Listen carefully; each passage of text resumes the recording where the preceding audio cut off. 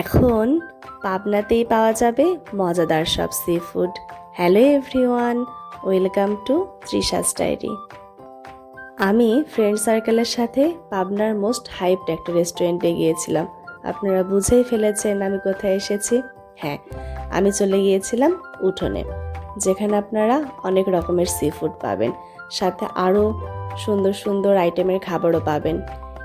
রেস্টুরেন্টের ডেকোরেশনটা আমার কাছে খুবই ভালো লেগেছে। বন্ধু বান্ধব অথবা পরিবারের সাথে ঘুরতে যাওয়ার জন্য জায়গাটা খুবই সুন্দর। আমরা মেনু কার্ড দেখে ডিসাইড করছিলাম যে কি খাবার নেওয়া যায়। তো যেহেতু এখানে সি ফুড পাওয়া যায়, তো আমাদের চিন্তা ছিল যে আমরা কোনো সি ফুড আইটেম অর্ডার দিব। তাই আমরা লাস্টলি ক্র্যাব অর্ডার দিয়েছিলাম আর সাথে কাবাব অর্ডার দিয়েছিলাম। প্রথমেই আমাদের সামনে সার্ভ করা হয়েছিল ক্র্যাব মশালা। এই ক্র্যাব মশলাটা খেতে আমাদের কাছে মোটামুটি লেগেছে। যারা ক্র্যাব পছন্দ করেন তাদের কাছে হয়তো ভালো লাগবে। পার্সোনালি আমার কাছে টেস্ট মোটামুটি লেগেছে। সাথে আমরা লুচি নিয়েছিলাম খাওয়ার জন্য। ক্র্যাব মশলার গ্রেভিটা আমাদের প্রত্যেকের কাছেই ভালো লেগেছে, কিন্তু এটার শেলটা আমাদের একটু বেশি শক্ত মনে হয়েছে, যার কারণে এটা ভেঙে ভিতরের মাংসটা খেতে আমাদের একটু প্রবলেম হচ্ছিল। এরপরেই চলে এসেছিল কোন মিট বক্স, যেটার কনসেপ্ট ইউনিক আর ইন্টারেস্টিং ছিল। ভিতরে মিট ওয়েজেস এবং বাহিরে কোন, অন্যরকম একটা কম্বিনেশন ছিল, যেটার টেস্টও আমার কাছে ভালো লেগেছে। ভিতরের মিটগুলো শেষ করে আমি বাহিরের কোনটা ভেঙে ভেঙে খাচ্ছিলাম। এরপরে আমাদেরকে সার্ভ করা হয়েছিল চিকেন শিক কাবাব, যার সাথে খাওয়ার জন্য মেয়োনিজ ছিল, একটা চাটনি ছিল এবং সালাদ ছিল। এই শিক কাবাবের টেস্টটা আমার কাছে খুবই ভালো লেগেছে।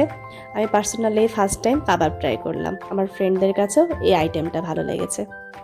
এরপরে আমরা আরও একটা খাবার অর্ডার দিয়ে গল্প করছিলাম। এই খাবারটা আসতে আমাদের কাছে অনেক সময় লেগেছিল। ওনারা যদি টাইমের ব্যাপারে আরেকটু বেশি সিনসিয়ার হন তাহলে ভালো হবে। কাস্টমারদের আর বেশি সময় ওয়েট করতে হবে না। আমরা লাস্টে অর্ডার দিয়েছিলাম রাইস বোল, যেটার প্রাইস ছিল 100 টাকা। ক্র্যাব মশলাটার প্রাইস ছিল 250 টাকা এবং চিকেন শিক কাবাবের প্রাইস ছিল 200 টাকা। আর ওই স্পেশাল আইটেম কোন মিট বক্স, ওটারও প্রাইস ছিল 200 টাকা। কিন্তু কোন মিট বক্সটার প্রাইস আমার কাছে একটু বেশি লেগেছে। যাই হোক, রাতের বেলার সিনারিটা কিন্তু খুবই সুন্দর। সন্ধ্যার পরে রেস্টুরেন্টের লুকটাই পাল্টে যায়। লাস্টে আমি আমার ফ্রেন্ডকে দিয়ে রাইস বোলের রিভিউ নিয়েছিলাম। আমাদের কাছে ওই দিনের 4টা আইটেমের মধ্যে এই আইটেমটাই বেস্ট লেগেছে। রাইস বোলটার মধ্যে রাইসের সাথে 4 পিস চিকেন ছিল। এই প্রাইস রেঞ্জে রাইসের কোয়ান্টিটিটাও আমাদের কাছে ঠিকঠাকই লেগেছে।